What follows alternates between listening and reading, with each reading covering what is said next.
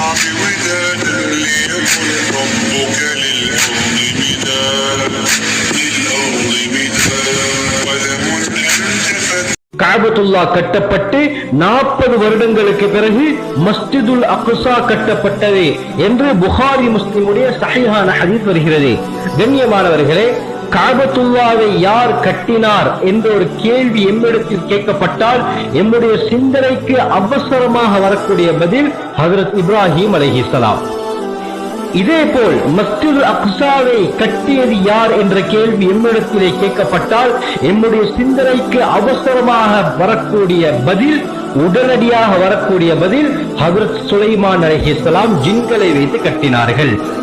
ஆனால் கண்ணியமானவர்களை, வரலாற்றை எடுத்து நோக்கும் பொழுது இப்ராஹிம் அலைஹிஸ்ஸலாம் அவர்களுக்கும் சுலைமான் அலைஹிஸ்ஸலாம் அவர்களுக்கும் மத்தியில் 953 வருடங்கள் இடைவெளி இருக்கின்றன.